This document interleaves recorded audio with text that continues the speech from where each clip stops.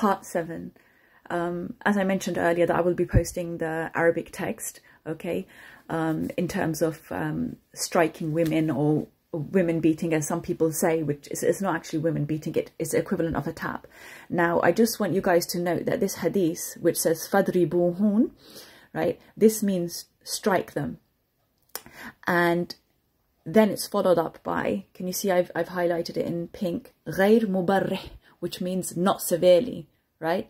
So this is talking about rebellious women who violate the laws of Allah, and you've warned them step by step, you know, you've warned them not to do it, and then you separate your bed from them, and then, you know, after that, it's a choice, you know, you can tap them lightly. It's just like as a form of a warning, but it's equivalent of a toothbrush, as in the scholars have said equivalent of a miswak, which is equivalent of a toothbrush tap, or a folded handkerchief, right?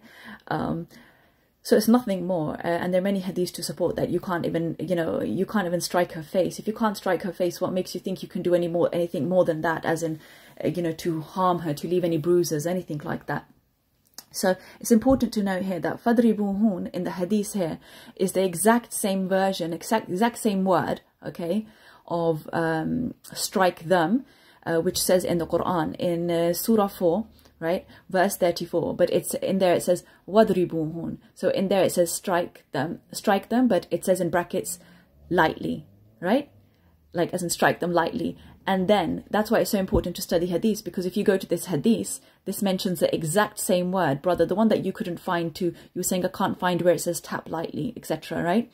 Tap lightly is equivalent of not doing it severely. So that's why it's important to study the hadith, because the hadith has the exact same word here, and it's followed up with غَيْر مُبَرِّحْ, which means not severely. So you are not allowed to strike them severely. And if you're not allowed to strike them severely, of course, it means equivalent to a tap. And if there are other hadiths which are saying that you're not even allowed to strike their face, and, you know, there's many evidence that you cannot even leave a mark or anything like this on a woman, right? To the point that it even speaks of emotional abuse, and it says do not revile her, so do not criticize her. So Islam even covers emotional abuse, right?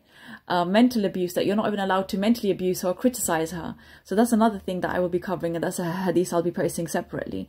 But yeah, please go back to Surah 4:34, and you'll see this exact same word. It'll begin with a wa, so it'll say وَضْرِبُوهُنْ. This says فَضْرِبُوهُنْ, right? But it means exactly the same thing, to strike. And then in brackets you'll say it says lightly, and that's what it means, غَيْر مُبَرِّحْ, which says in the hadith. The Quran and the hadith are incomplete without one another. Obviously authentic a hadith, right? There are many things in the Quran which you need to follow up thoroughly in a hadith. You can't just study one without the other.